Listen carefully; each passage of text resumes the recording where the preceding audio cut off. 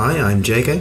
Hi, I'm Sam, and welcome to the third episode of the Brno podcast. Over the last few days, the delegates have been getting stuck into committee work, discussing topics from Brexit to tax evasion, from air pollution to doping in sport. We've also had, in the last couple of days, a media team night, during which the delegates learnt more about fake news and how to spot it. Alongside these events, we've also had the opening ceremony of the session. During that ceremony, we were privileged to be joined by 2 European commissioners, and following that, tonight we had the active citizenship night, in which the delegates participated in a range of activities, which involved them planning their own active citizenship projects. Moving on from that, and onto our big topic of the day, and something that is closely linked to active citizenship, we will be talking about political apathy. It's been called the trademark of youths in advanced European democracies, and has plagued elections and turnouts over the last few years, with Eastern European countries being regularly known for having very low voter turnout, especially among the youth, and this has been something that's been seen all over Europe. There's been a downward trend in voter turnout, and especially voter turnout among the youth. However, recently there's been a bit of a light at the end of the tunnel, in the sense that the UK election, in which Sam and I voted, had very high levels, or at least relatively high levels compared to other elections, of young voter turnout, and perhaps indicates that there is more of a shift towards young people wanting to vote. And this is one of the topics that we'll be discussing in our interviews today with some delegates. So I'm joined by Will, one of the UK delegates, and contrary to the popular trend in the European Union, the UK recently had a very high number of voter turnout in the recent general election. And William, why do you think that is? Well, it's the Jeremy Corbyn effect, isn't it? So he identified a large group of the electorate who weren't voting for anyone, and he decided, I'll have those votes, so thank you very much. And he put out policies that the youth wanted to vote for. He identified the policies the youth wanted, and he got the youth vote, proving that the youth do want to vote when it's the right person and the right policies. And do you think that the rest of Europe will be moving towards this kind of trend in the future, or do you think that political apathy is always going to be a problem if the current political climate remains as it is? Political apathy is just something that always happens in an election, but it is particularly low at the moment. But if you look at Macron, he did change French politics. However, in the French presidential election, turnout was quite low, and he changed it, which is a bit unusual, and I don't really see how apathy plays into that. Now, I hope you don't mind me adding, but you just spoke to me earlier, William, about how you voted in the last general election in the UK, and you actually spoiled your ballot. Explain to us why you did that.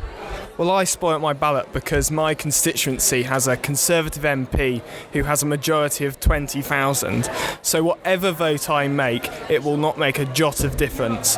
The sum vote of everyone voting, if everyone who didn't vote for the Conservative MP voted for one other person, they wouldn't even make a scratch on him. So I decided to spoil my ballot, because I think a much better way to do it would be change the system from first past the post to a single transferable vote system. I actually live in a very similar constituency where my MP has a 19,000 majority, and I was also seriously considering spoiling my ballot, but in the end I did vote. Do you think that spoiling your ballot is a legitimate political choice then? Yes, it's a legitimate political choice. You should always say if you don't approve of any of the candidates, you should do it.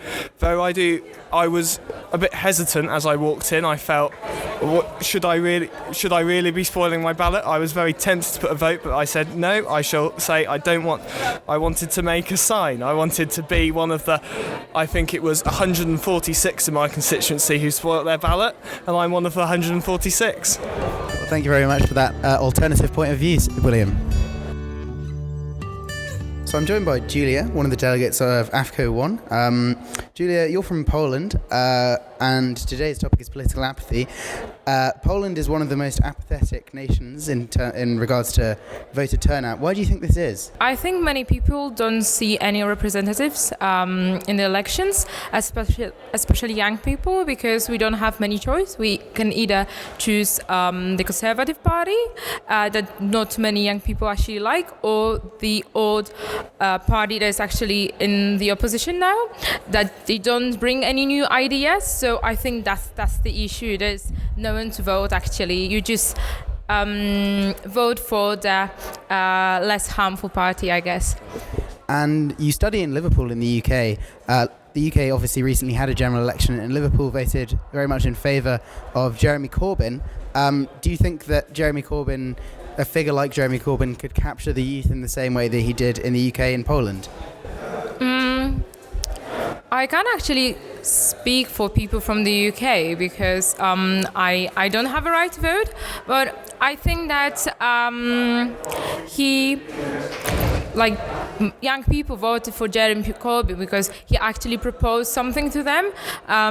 He was a person that actually started to think about young people, and maybe most of his ideas or some of his ideas were not actually achievable, but at least somebody took young people into consideration. So I think if a similar thing happened in Poland, that would help.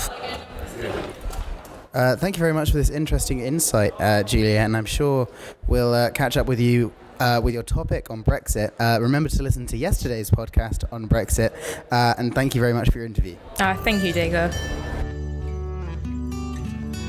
Very interesting to hear there from William about whether he thought that being apathetic and spoiling your ballot and not voting is a legitimate political choice.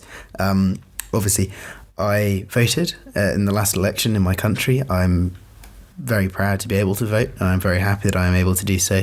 But obviously, a lot of people do spoil their ballots and do not vote, with turnouts very rarely getting above 65% in the UK and across Europe. And I've just got two articles here, one from the Financial Times and one from Open Democracy. The Financial Times saying that if you're not presented with a legitimate candidate who represents your views, then it's totally legitimate not to vote. Whereas Open Democracy, as you might expect, is saying that it's absolutely not an option, and it is not only your right but your duty to vote. Clearly showing that there is a big divide on this issue. Sam, how do you think we can make sure more people vote in the future? Well, I think one of the key ways in which we should be engaging young people in voting is through our education system, because people need to understand how politics works and what the political parties represent and stand for in order to be able to truly engage with their policies and their arguments, and therefore contribute and become active citizens by voting in the elections. That being said, it is a rather nuanced issue, because once you start introducing politics into the education system, then there's the potential for certain points of view to become skewed and biased, and the presentation of political parties and political figures in schools can very easily become very politicised. So there's a very fine balance to be struck between educating people in schools about politics, but also providing a very straightforward, very simple, and a representation that carries the least possible amount of bias. Obviously in EYP, perhaps luckily, we don't often get many delegates who are completely apathetic and completely uninterested in politics. And moving on from this, we would like to cover one of the most important events in our eyes and in the eyes of the head organisers and the leadership team of the session, which is the Active Citizenship Night. Sam, could you tell us a bit more about what this entails? Well, in the Active Citizenship Night, the delegates were split up into different groups, and within those groups they were given a specific topic to discuss. The idea behind it was that by the end of the night, each of these groups would have their own project, which they can then later present, with the potential of gaining €1,000 in funding for their project. I really found that it was a fantastic way to get people to engage in issues that they hadn't necessarily thought about before. One of the ones that I sat in on was creative city development, which is an issue that I'm somewhat familiar with, and it was very, very interesting to hear some of the ideas that were coming out in the discussions. And as a result of it being such an interesting event with interesting experts and delegates who were really getting into it, I decided to go around and interview some of the participants in this wonderful event. So I'm joined here by Petter from Science Slam. He's from Brno. Petter, would you like to explain to us what your organisation does? Yes, of course. We are organizing Science Slam, which is like a series of events, and the goal is to connect scientists with common people, if I can put it this way. The scientists, it's kind of a show, kind of a connection of theater and science presentation, and every scientist that presents has 6 minutes to talk about their research with the public from the stage, and he has to tell them why is it important, what does he love about doing this, and why should people be interested in his research.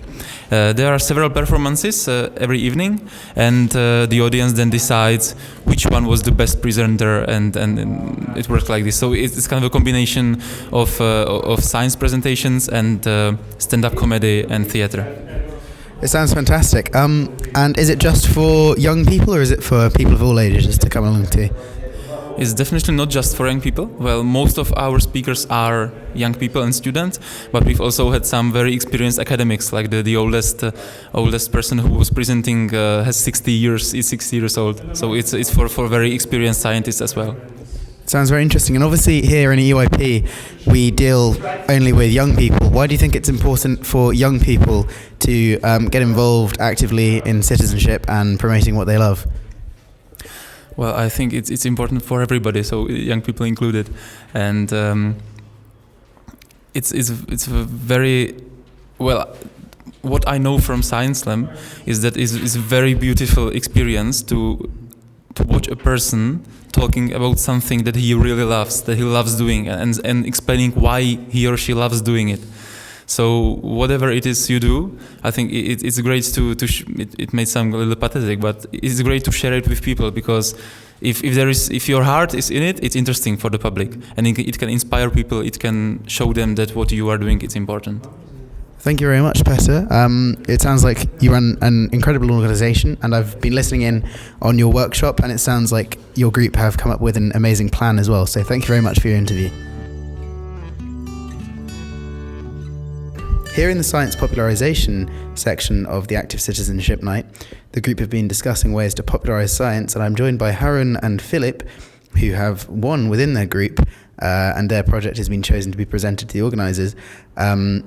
Harun, would you like to take us through exactly what your project involves? Well, we've been working on a very interesting project.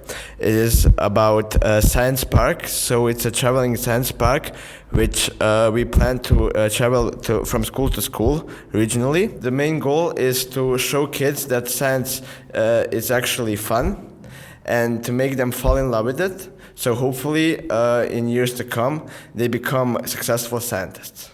That sounds like a fantastic initiative. Philippe, obviously your project focuses mainly on young people, and that's also what EYP focuses on. Why do you think it's important for young people to get involved in projects like this?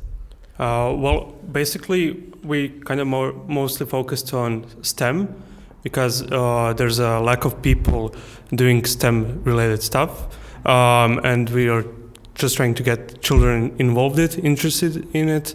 And it's important for people like us to be like active citizens, to be the change that we want to see in the world, to influence our communities and such stuff. Okay, thank you very much for that, Philippe. And would either one of you like to talk about what the Active Citizenship Night here has sort of taught you? Well, the biggest thing I have learned today is that, like, with little initiative, we can do great things, and hopefully inspire young people to do the same. Thank you very much, Harun and Philip, and hopefully your project wins the €1,000 to be made into a real program. Thank you very much.